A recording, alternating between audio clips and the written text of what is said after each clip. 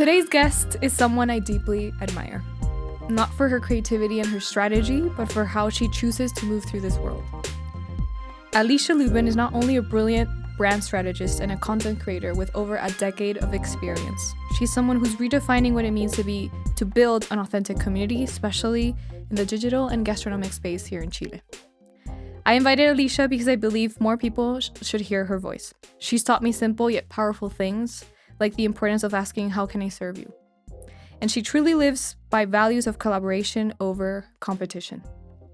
Something that as women who have had communities, we don't always have and is always the case. Whether it's through Trenza Chile, one of the best, if not the best community for women, bilingual women in Chile, passport projects, or the work she does with local restaurants and creatives, she brings people together in a way that feels intentional, generous, and real, and we should just have more Alishas in this world. Welcome to the White Dragon podcast, Alisha. Thank you so much. That introduction, are you kidding me? Like, can you do my LinkedIn profile, please? I'd be more than honored. Alisha, I invited you, as I said, because I truly admire you. It's been an invitation for over a year, like we were just saying, but today feels very right. And I'm excited to share the space with you. I'm excited to speak with you. You are a woman that I admire deeply. And like I always tell you, I love watching you build and grow, and you connect people as well. And you've connected so many of your own dots that I'm just beyond grateful to be here today. Awesome. Well, thank you for giving me also the chance to do a podcast again in English. It's been, I think, over a year, so I'm excited. I want to take us back to this thing that I feel like it's one of the things that I highlight more about you, or when someone asks me about you, like, oh, can you tell me about Alisha? Community is always something that I have very much up there. So I want to ask you, where does this sense of community kind of like come from, or where does it start for you in your life? Well, I grew up in Colorado in the States. And when I was born in a state called South Dakota. And it's in the Midwest, so the heartland of the United States. And there, typically people live in farming communities or smaller cities. And so your community is everything, especially, back when my parents were growing up. Um, Everything you would start your day with having a cup of coffee at 6 a.m. down at the corner. And the corner was a bar that was also the event center. That was also where people went to go have lunch and coffee. So you started your day with your community, and then the farmers would gather around and go about their day. And then they would end maybe the harvest day and go to church, or they would go play cards at night. So your day-to-day revolved around community. I learned that from my grandparents. I learned that from my parents as well. Watching my dad when I was growing up, he worked so incredibly hard. So hard. Morning to night, sometimes throughout the night as well. He was a computer programmer.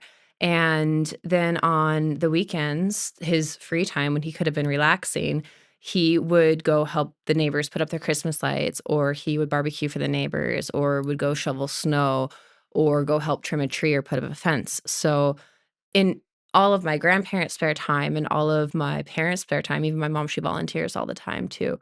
It was all about service and community and serving your community and how all that comes together. And watching my grandparents, my grandmother, who also worked really hard on the farm, she would get together and quilt a quilt for somebody who was sick, or get together a meal train for somebody whose family member had passed away. And so I learned everything about service and community from my grandparents and my parents. That's crazy. I mean, in the best way, crazy. Just to hear you narrate just that type of lifestyle and thinking what it would be like for now in more of a Chilean society to start a coffee with someone else, with a community, with people. And it also feels like there's a sense of serving and volunteering, but not expecting anything in return. That I feel that's very much ingrained in that culture that you're narrating. Yeah, 100%. And I think it's just how people learned how to rely upon each other. And it Right. was a way to make a fruitful community and city and society and group. Yeah. How long ago did you come to Chile? I've been here now 6 years. Wow. That's a long So time. this podcast probably should have been in Spanish, but I have not kept up. That's fine. No, that's fine. So there's no because I know you and because of what you just said, it's a no-brainer that you started a community like Trenza. But I want to hear from you and your words for someone who's new to this whole your story and what Trenza is. How did it come about, and what was the reasoning behind it, like its core value? Yeah. So when I got here, it was the estallido social and then pandemic. And being Wow. fresh to Chile, yeah, I was like, whoa, South America, what's up? And being so fresh to Chile, there wasn't a huge opportunity. Not having my Spanish level be very high, I wasn't meeting Chilean women. Right. I wasn't meeting like other extranjeros that spoke mostly Spanish. And after the pandemic died down a little bit, I met up with a woman named Lauren Brown, who I had been somewhat stalking on Instagram. And I thought she was just the coolest. And she had started these little events and communities online during the pandemic. So we met up and we had a coffee. And we're both sitting there. And she's blonde, blue eyes, and is in like a little Lululemon tracksuit. And I'm blonde hair, blue eyes, and my little Lululemon tracksuit. Kind of like, okay, I get it. This but feels like home. it felt too much like the States. And we're Right. sitting there, we're looking at each other, and we're like so happy to have met. And there was like this great synergy, but we're like, okay, but like we're not getting involved in our community or Right. with the women in our community. How are we reaching out and making connections with women who are speaking Spanish, with the women that are building this society, right? And so from that point on, we were kind of like, okay, it's cool to meet other people from the States, but we want to meet Chilean women. We want to meet extranjeros that speak Spanish. So that's where Trenza came from, was that desire to create these bilingual events so that we could gather women from all nationalities or multiple nationalities in a variety of languages and make a bridge, right? And so that's why it's like Trenza, like a braid, Yeah. because we're like weaving together different communities and languages and cultures. Right. So that's been 4 years in the making, or at least just 4 years. Yeah, because we had like I a know. ramp up period where we were like, how are we going to do this? And then now we just celebrated our 3rd-year anniversary. Right. So all in all, yeah. Yeah. Well, that's how we met. Yeah. So I love to tell the story of how we met. Because of a friend of in común, was like, you should go to a Trenza event. It's free, and I happened to go to like the biggest attending event that was free. I think it was like 300 women or something. And I came prepared. And I was like, I am low key a gringa, so I'll just speak to them in English, you know.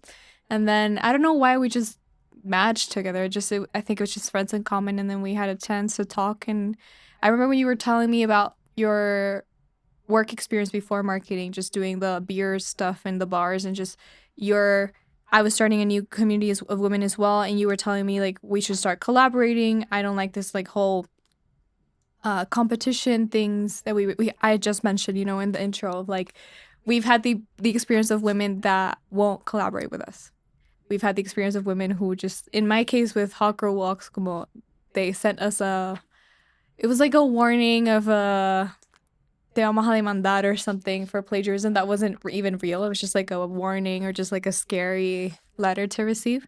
But the way that you even like reacted to that, like for help, but like, hey, like this was happening to us, we're kind of like scared or just confused, and you were just all in asking your lawyers or just like putting your face forward, was something that was very shocking for me in the best way, because you're just so open to helping out and putting yourself at service, and that's nice. That's not always like I don't want to say a Chilean thing, but it's shocking that someone who's not from here is so willing to help out, you know.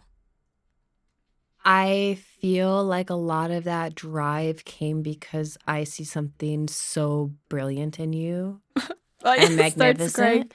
And you have this light about you that when these things happen and so needlessly happen, right? There's no Right. reason why you should have received a cease and desist for it. Right. It it seems unjust because Right. you need to run. Like what you're going to be building, what you already are building, you need a runway, you need to run. So it just makes sense to try to like be in your corner. Thank you.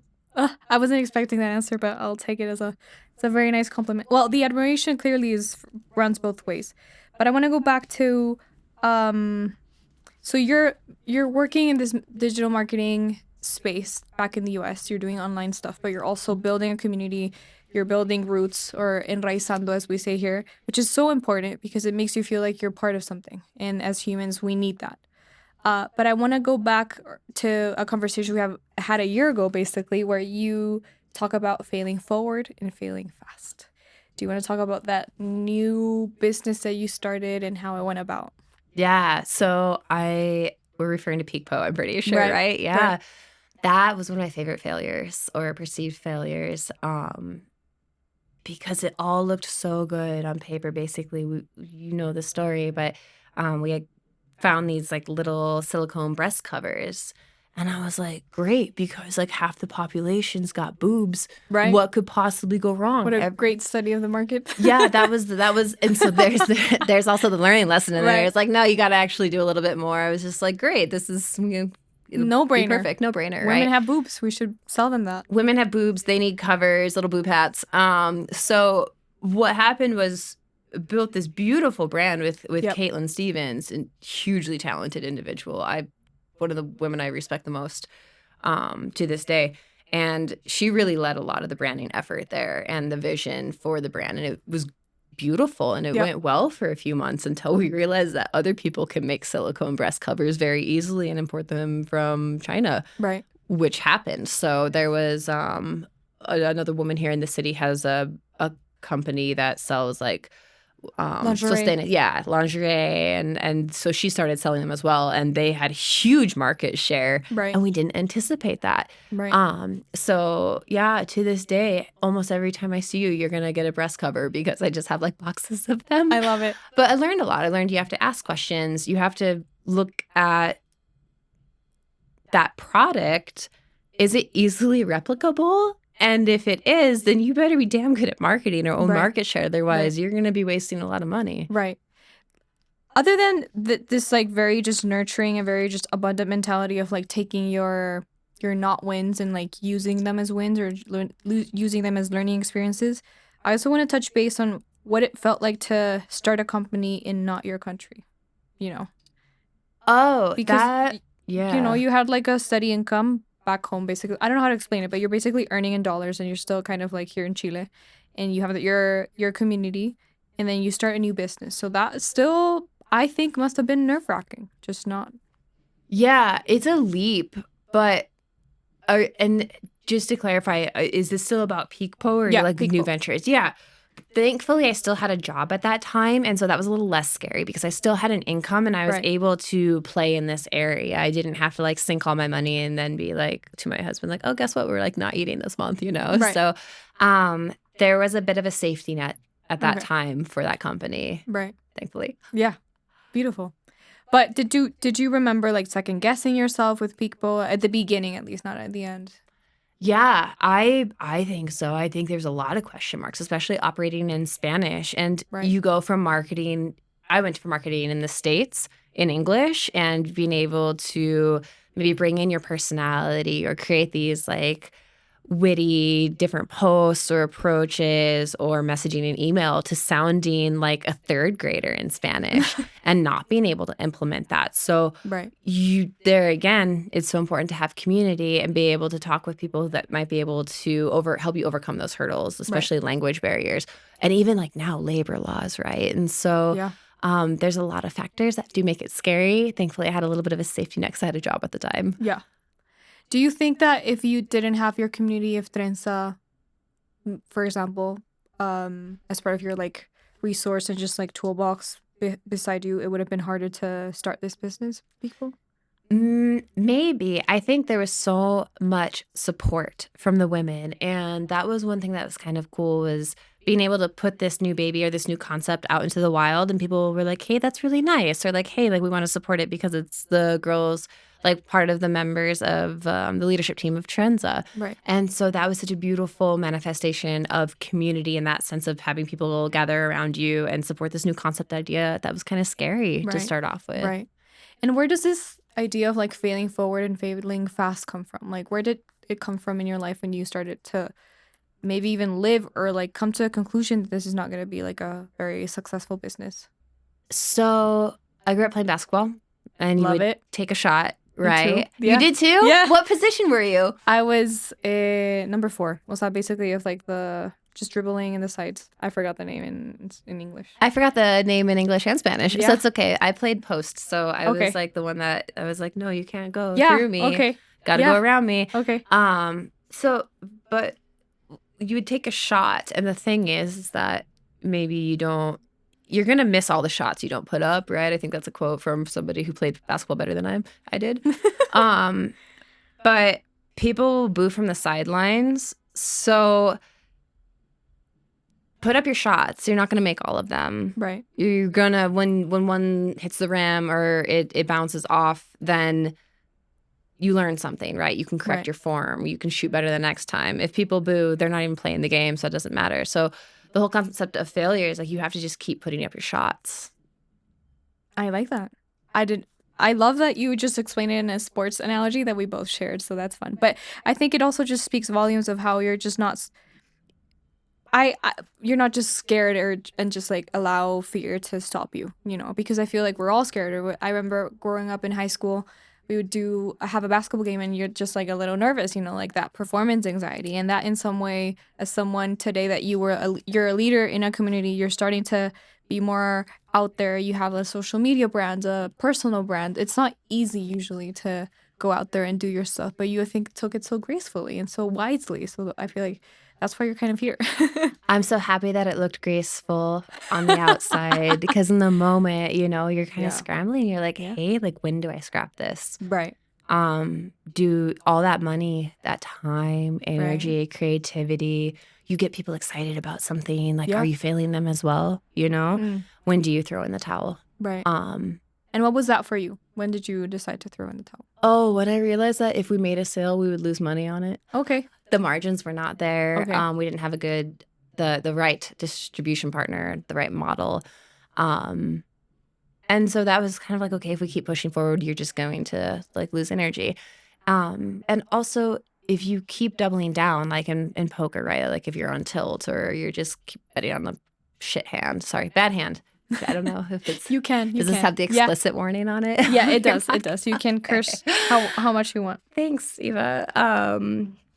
So it's just kind of like when do you fold your hand, and it's when you're losing, and you don't want to bring other people down with you in their investment. So, and then it gives you an opportunity to take everything that you learn and try something new that is going to fit the market better. Because during that time, you found like roadblocks. Well, those roadblocks are hugely helpful in determining what you're going to do next. Right. So what you did next, something called passport projects, and I have a little brunch passport project here. So if the camera accompanies me, this little booklet is pretty cool, and it's, I think, changing Chile and changing the gastronomic industry and just the way we create content. This passport acts literally as a passport, as the name suggests. So if you go to any of these places where the pages are, basically, you get a little stamp and you get a little discount. So how much are we saving with this little booklet in total? Like 300? Yeah, it depends on the edition. So the first one is a little over 300. This one's nearly 300 or more than 300. And the next one coming out is a little over 450. Insane. But I want to go to the initial stages of this. Okay, so because we know each other, we're very much into food. You're very much into food. And like you've even taught me about what's up with Chile and like the whole gastronomic, ambience and environment, and, like opportunities and just what type of chefs are out there. But I want to ask you, like, how did this idea come to play? Like, was it like a couch thought one day, or did you just have it coming for so many years? Well, I think it goes back to the whole spirit of collaboration in the States, because this is a concept that you'll even find maybe in Argentina sometimes. This passport concept is pretty popular in the States. Cool. But the cool thing about it is when I saw it in execution in Colorado, where I'm from, it really built a community around the little booklet. It was hugely supportive of the locales también, or of the restaurants as well. And it was something that I was like, there's a huge opportunity for that here, especially in bringing the concept of like collaboration into Santiago, because we're just based in Santiago at the moment. Right. Right. And what was the dream before starting? Like, what did you envision? Creating something that's holistically good for everyone that it touches. Beautiful. That, first and foremost, I think after the whole Peak Po thing of it being something that could empower women and keep your breasts healthy. Like, there were good aspects of it, but there were downsides of it too. Like, we were importing from another country, so obviously that's not really good for the environment. There were good and bad. So the next project had to be something that was holistically good for everyone that it touches. Right. And also, you and I are both in the restaurant industry. Our families are. It's tough. It's tough after the pandemic. So how do we keep the spirit of gastronomy alive in Right. Santiago, in Chile, in our community, in our home? Right. Because that's also tied to tourism. That's tied to showcasing the incredibly delicious and abundantly rich flavors of Chilean ingredients as well, from the fish to the vegetables to the fruits. So that really was it. Is like creating something holistically good that's going to support the restaurant industry. Right. I think what's so genius about this passport, and I'll show it again as I talk, is that this creates sociabilización. This makes people come together. I think, in my eyes, at least. Like, I know you can grab your passport and go alone, but the idea is to share. The idea is to grab a friend, grab a cousin, grab a parent, grab someone, even like a colleague or whatever, and go with them to share, like, whatever this is, like two dos por uno steak and eggs. That sounds great. El Camino is so good. It is so Furo, good, right? a bowl, two dos por uno acai bowls, So it's so good that you get to, like, I feel like you're promoting post-pandemic something that's also very needed, which is like the human aspect of, like, food is coming together, and in Chile especially, like the asado, cultura de asado and all that culture, like, it's bringing people together. As I've talked to you endlessly, after the pandemic, I feel like there's a few generations that just, like, stopped socializing or just forgot or just, like, found themselves very awkward in that situation. How do I start talking again? Or who do I invite? Or how do I, grab a friend or nurture my friendships? And, like, you're bringing this back so simply, but also so geniusly. And the way that you're also, I think, impacting just social media and, like, what we're creating. I feel like everything about this is, like, so genius. Thank you for saying that. Yeah. And, if you go with somebody that maybe you don't know, you're either going to come out with a friendship or a new relationship. And if that person wasn't very fun to talk with, you at least got good food. Yeah. So you don't lose. You don't lose. Yeah. You're going to win. It's good marketing. Yeah, for sure. But I want to say, like, kind of highlight and acknowledge. So we've been talking about how you're very much a community-based person. Like, I feel like that just defines you so much, and you're all about service. And you've created this product. I think is going very well, and it's hasn't been done in Santiago. And then when I received your phone call that someone was trying to copy you, that was a hard conversation, but we all breathed through it because I was just not. I don't think I was very, like, adult about it. I offered you, like, should I just text her and let her know that's not okay? And you're like, no, we should, hold our horses for a little bit.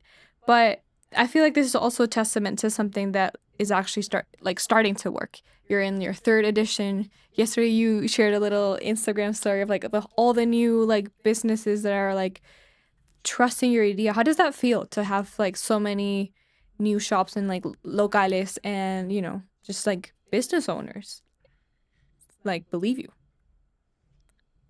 I feel very motivated to try to add a lot of value to them because they're taking a chance on us, right? And even though there's not a huge barrier to entry to be part of the project, if you have a restaurant and there's a lot that goes into your name, right? And so when we're creating this product, we also want to represent them well too. So Right.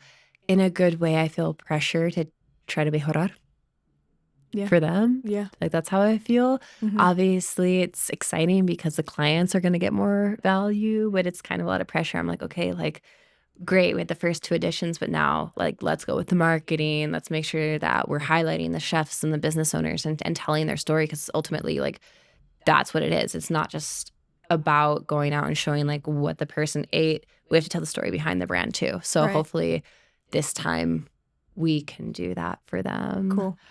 That's fun. That's exciting. I was in a birthday party last weekend, and we were at one of the cafes that's the brunch passport is on. I was not aware of this, but when I went to pay, the woman that was the owner, she was helping me out with that, and then this girl's like, "Hey, can you stamp my passport?" I'm like, Like my worlds collided. I'm like, oh, that's my friend's products. I'm like, ooh, come on, I'm so glad you're. I literally just started talking to him like, oh, that's so good. I know the owner and of like who did this, and then the owner of the cafe. She's like, oh, Alicia's so good. So like, it's always so nice to hear of a friend that you know and hear so well, like like being they love you basically, so that it's like a shared experience. But that was such a like a special moment for me, knowing that I had this podcast with you and that I've seen like all your journey. Entonces, it's not only me who's speaking highly of you. I appreciate that. Yeah. And that's how I feel about you. Like whenever I see you, you're like killing it. You're like flying to Argentina for your job, or when I saw you on the news or in the segment, especially like when you guys were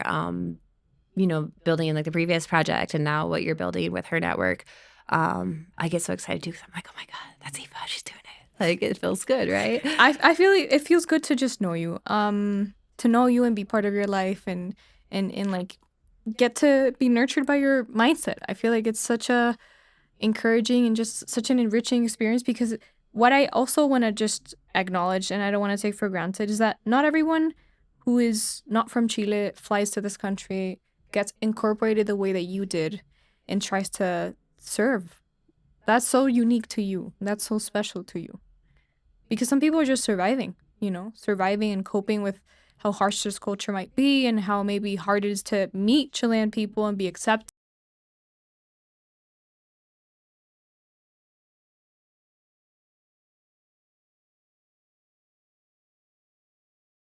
So like what I want to like shine a light on. I appreciate you saying that. And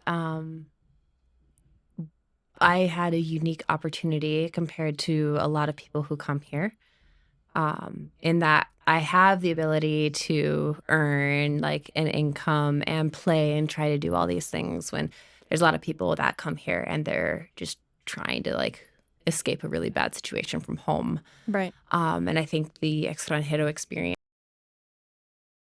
that come from maybe my country or English speaking countries versus others. So I had a unique opportunity to have the privilege to be able to play and Right. build and do and meet amazing people like you, right? And also coming from Colorado, we are always playing up in the mountains. We're always hiking and backpacking. And the whole concept is like if you go backpack somewhere, you put down a footprint for your tent. And when you leave, you like make sure that you put all your little rocks back and pick up the trash. And so that's really ingrained in a lot of people from Colorado's culture, is to leave every space, every community, every person, every project better than you found it. Right. So there's a lot of people that want to do that and come into communities. I'm just very blessed to be able to do it here. Right. That's so nice to hear, honestly. I was wondering, from the experiences launching the first passport project till today, what are one of the things that you've learned so far that was maybe just different, interesting, or caught your eye that maybe you weren't expecting to learn? Oh, that's a good question. It doesn't matter the size of the restaurant, the chef behind the restaurant, the owner of the restaurant.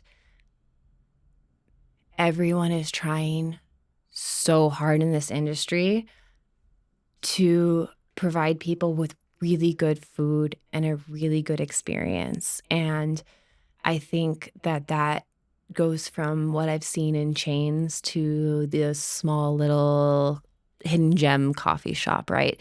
I just want everyone to know from my personal experience that like maybe before you leave that Google review or like leave any sort of review, like please have a conversation with the owner, or like the chef or somebody working there, because that's one thing that really stood out to me. It was like everyone's in it right now. Everyone's really going through it in the restaurant industry. Right. That was one of the most shocking things, is across the board. It's been kind of difficult since the pandemic. And everybody really wants to serve you well. It's just kind of hard to, hit those threes every time. Yeah. That's so nice to hear, and also so nice as a learning experience that across the board everybody's struggling in the gastronomic industry. Because sometimes we're taken for granted. I've had friends where I go have lunch with or dinner with, and they're gonna be extra nice to the waiter, but they're telling me like I've been a waiter, and I just want to let them know they're okay. And I think that's such a respectful and kind thing to say or to do. Like we all should be kind off the bat, but we all know people who are just like very whatever, just not conscious or respectful. But to have those friends and just the people have a shared experience of how hard it is to even serve or how hard it is to be in that industry or, what's happening with Starbucks today in Chile. So it's good to have like a reminder that there's people behind it. Definitely. Yeah, and that like everyone wants and is trying to do their very best. Yeah. At least that's what you should always kind of think about first. Yeah. What is something that you've learned from Trenza and being a community leader of women? People want a space to belong and a space to talk. Right. And feel heard. Yeah. And cry. And cry. Yeah. And one of the most profound things is that it doesn't matter what language you speak. It doesn't matter what culture you come from. It doesn't matter your age. There are people out there experiencing very similar things to you, and you're not alone. And your experience, while it is your experience, your unique experience, it's not unique enough that it would ever like scare anybody, so it's okay to reach out to people. And I think specifically with Trenza and given the very international vibes that are in the group, there's so much that's similar that connects us way more than anything that is maybe a difference, right? We all love and want a sense of belonging and want friendship and to be heard and seen. And that common denominator is true for, I would say, every single woman that I've encountered in Trenza. So we're more alike and connected and unified than maybe it can seem on the outside. Yeah. I feel like we tend to forget that. Sure. I feel like people who come into these environments and start connecting with strangers that become friendly faces and eventually, hopefully, friends, they forget that their experience, despite the fact that it's very authentic and unique to you, it's very shared. Like you're not the only person in this world who's feeling the way you feel, has gone through hardship the way you've gone through hardship, or we take for granted their ability to be empathetic to your story. Sure. And I'm sure you've experienced this as a person that speaks multiple languages. Sometimes if you hear somebody speaking in a language that maybe you don't recognize or you haven't switched to that one yet in your brain, it can make it feel like that connection's a little cold sometimes, even if it's someone that would be your best friend if you guys had the same native tongue. So just knowing that even if somebody looks a little different or sounds a little different or might approach a situation, they're your sister, right? Yeah, for sure. I have 2 more questions to ask you to kind of pick your brain and help people love you as much as I do. Where do you think this energy, hunger, desire, and just motivation to do the things that you do come from? Because I also want to talk about the importance of self-belief and to be very transparent and how maybe that journey is not as clear, straightforward, or easy to go through. Yeah. It's just you have to always remind yourself you can do hard. Yeah. And if it feels like it's the right thing to do, it feels like there's energy behind it. I'm not really sure how to explain it, but I've been really fortunate to be able to play and try new things. And then when I find one that works, typically you just feel an alignment and you run towards it. Yeah. And you just try to stay focused. You don't look at all the shiny things around you. Right. But if you find something you're passionate about or a theme that you're passionate about or people that you're passionate about, you can work for them. Yeah. I think it's just passion. What is your passion? What did you find that's your passion? I like seeing people win. That makes me really feel fulfilled, full. Yeah. If I can work collaboratively with somebody and everybody's just winning, and we're removing obstacles. I love it. That's so ilustrativo. That's so painting a picture of what Passport Project is doing for los locales, for the companies. That's the goal. Yeah, love it. I really think it's gonna be a trend that's gonna last. I definitely see it. I wrote this book. I wish I've never written a book. I can barely write in a journal for more than a day. So I read this book. You might like it. It's called I read this book called Ego is the Enemy. Yep. Have you read it? I've heard about it. It's so good. It's short and it's really digestible. But there's this part that stood out, and it was all about painting or creating canvases for people to paint. Right. And how good that feels. So like walking into any situation with any new person and just being like, how can I create a canvas for you to create on? Mm. It Yeah. feels good. Yeah.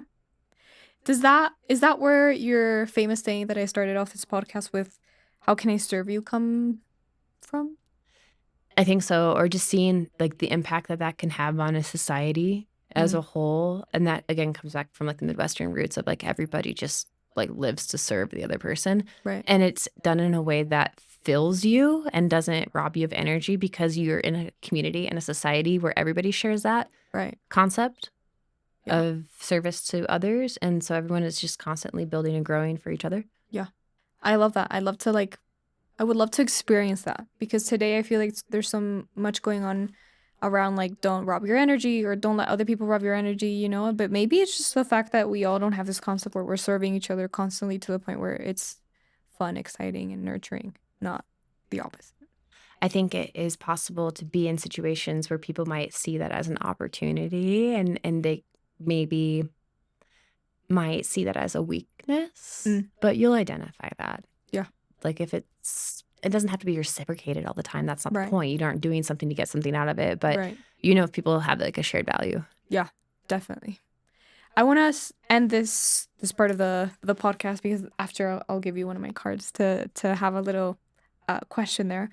But I wanted to ask you, understanding your 6 years in Chile and your history, all the things you've done until today, and that you're building, in my eyes, an empire. I feel like we're still like slowly starting to see it. Where you're putting the blocks and the bricks to make it a big thing, and I'm just rooting for you. But I also feel like, not only as a friend, I think it's a genius idea. I think it should work.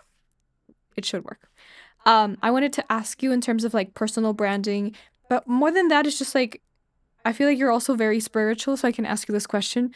What do you think is your legacy, or like, what are you like waking up every morning to build and do for others, if you had to describe it or explain it to someone? I would just hope that everything I saw that my grandparents and my parents did and do, and how warm and inviting and creating that sense of belonging where like you really belong somewhere. Mm. Like if you celebrate Christmas, it like that sense of belonging should feel like waking up on Christmas morning every day, right? Yeah. I would hope to bring a small piece of that into our community, into society, and building that in somewhere so that like my son can see that in action too and understand that like serving people and building a community and just trying to do something that's good for everyone. I would hope that he can play in that realm and see that as well. Yeah. Qué lindo. I love it. I think it's good to talk about legacy and talk about like your personal brand. Like, if you had to summarize what you want other people to see, and I definitely feel, not because I'm your friend, but I definitely feel like you're illustrating that towards the outside. I really appreciate that. There's a long ways to go, and there's things about myself and my personal growth that I don't always hit that, right? There's feelings that creep in too, and I just hope that the things that I create here in Chile, it's just such a blessing to be here. I hope that I can leave something good for everyone here. Yeah. Because you mentioned this, and I can't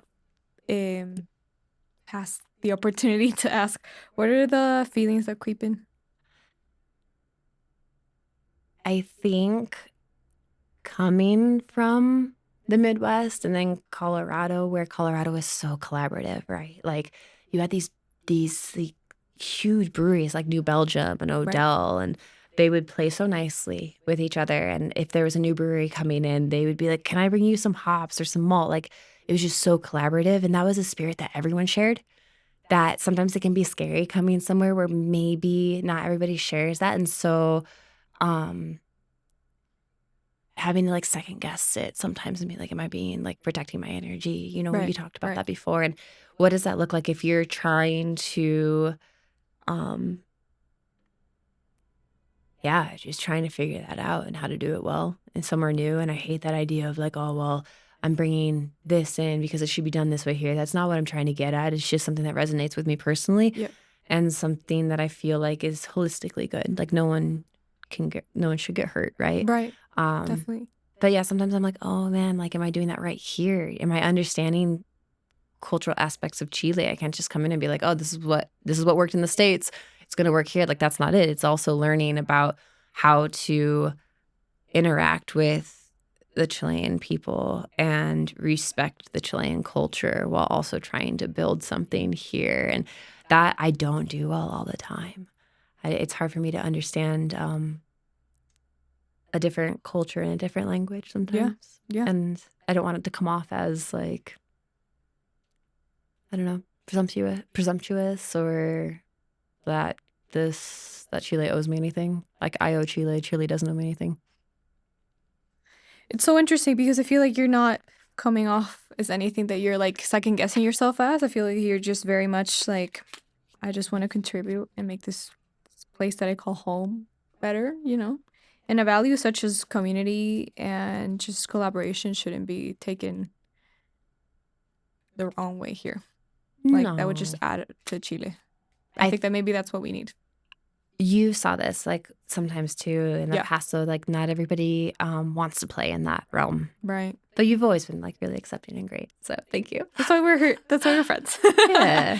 I want to ask you to take whatever card and I'll read it to you, and that's how we're gonna end this podcast. Dude, I did this on a tarot draw like not too long ago. And like mind-blowing card. Okay, I'll read it for you. Thank you. Yeah, I'll read it in Spanish and then I'll translate.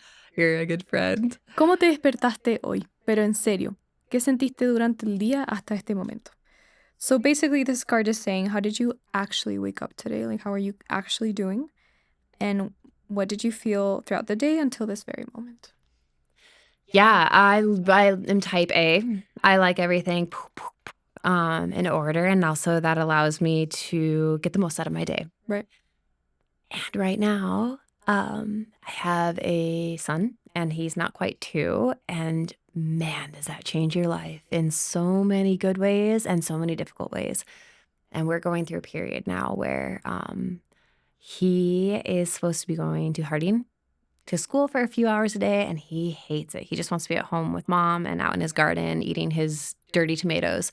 So this morning I woke up and I was like, I don't know how to plan my day, and I haven't known how to for 2 years now. Right. And I have a team to lead, you know, how do I show up for them? And so I woke up with some anxiety today because I can't quite get my life figured out because it doesn't depend on me and my timeline anymore. And that scares me. Yeah. What scares you? The fact that you're not performing, you're not leading a team, or something that maybe you're losing a version of yourself? Oh, yeah, that version of myself is gone, which is fine. In my 20s, I was feral, but... We have to have a drink. I want to hear about that version of you. We'll go eat our steak and eggs in El Camino and have a michelada about it. But, yeah, like that part, I said, ciao. It was so nice to know you. Thank you so much for the memories and the things I can't remember. Yeah. And so, yeah, I'm okay. Like, I always... Motherhood is sick because, like, being pregnant, and like you don't even have to be pregnant. I'm adopted, so it's like I respect all motherhood in any way, shape, and form. Mm-hmm. For me personally, growing this creature and then like it emerges from my body, and now you're taking care of it. Like, it is a metamorphosis, right? And if you can do that, you can do anything. And that is an energy and a power that I carry with me every day when things get hard with any endeavor, whether it's passport or Wally's or any sort of obstacle. Great. Yep. So that part's dead. It's fine. I have a better version of myself. Right. I think the scary part is like, can I show up for the people and the things that I have committed to? Right. And under promise, over deliver, while sometimes there's just like now this huge part of my life that is so unknown every single day. Right. It makes it impossible to plan. Yeah. So. Yeah. Well, thank you for being open about that, you know. Sure. I can't relate just yet, but I feel like listening to you for someone who actually has a baby would be so just enriching and like just authentic, you know, just fresh, you know, like she's keeping it real with everyone. Don't be scared. It's like, it's empowering and beautiful, and you find this new like superpower. It's just, it's more challenging. It's complex. Well, we'll talk about it when I'm in that position, but thank you. Well, where can people find you? And if you have any last words for everyone, your camera is right there. Yeah. Thank you for having me and creating a canvas and making a space and I think what you do is like hugely impactful, is like you create conversations for people to come talk about the things they love. And it takes a special kind of person to be able to do that for over 120 episodes, you were telling me. Thank you. So you're serving the community and creating spaces and doing this so selflessly. Like even the questions, I was like, oh, she's just asking about me. So thank you. And yeah, hit me up on Instagram. I'm at Alisha.Lubben, and I'm always happy to have a conversation. Awesome. Where can people get your passports? So it's thepassportproject.com. Also on Instagram. Yeah. Go get your passport, go save money, go invite a friend, go on dates, go whatever you need to go. Invite your grandma. That'd be great. I'd love to have the chance to invite my grandma to coffee, so don't lose that chance, and we'll see each other in a different and new episode. Thank you. Thank you.